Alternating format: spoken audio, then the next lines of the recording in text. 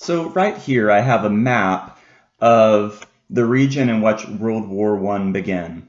So this is a map, and this is the way the region looked like in 1914.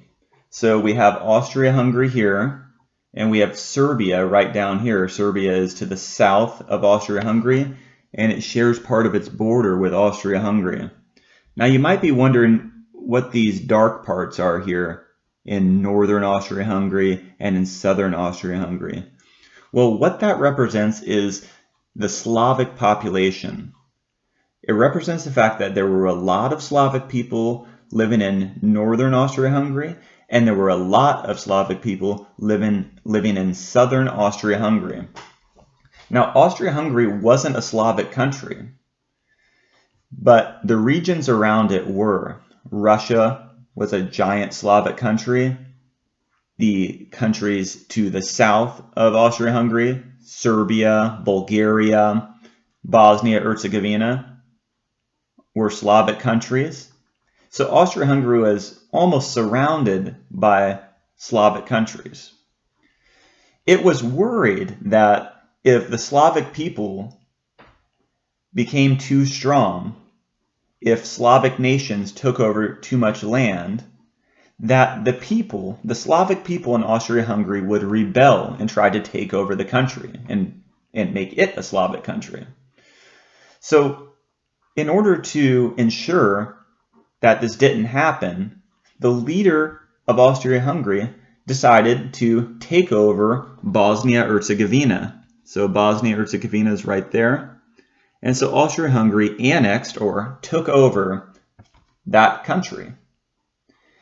And what resulted from that was increased tension between Serbia and Austria-Hungary.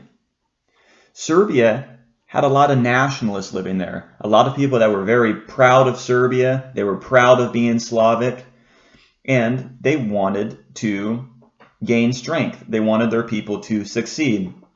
So that nationalism that the people of Serbia were feeling led to a desire to expand and take over more territories. So the people of Serbia wanted to expand throughout this whole region here and make this whole region Slavic countries. But Austria-Hungary tried to put a stop to that by taking over Bosnia-Herzegovina.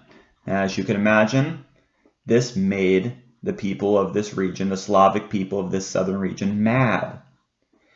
And that anger is what led to the assassination of Franz Ferdinand.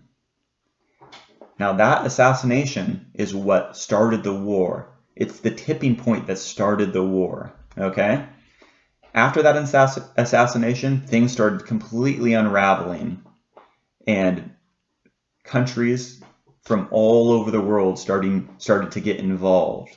Now, we'll talk more about that later. But for today, I want you to really realize that one of the big reasons that World War I began was because of nationalism and imperialism, because of pride in one's country and the desire to expand. When the country of Serbia wasn't able to expand and when the Slavic people weren't able to expand, well, bad things happened. And that was the start of World War I. All right, go ahead and go to the next part of this lesson. And remember to message me if you have any questions.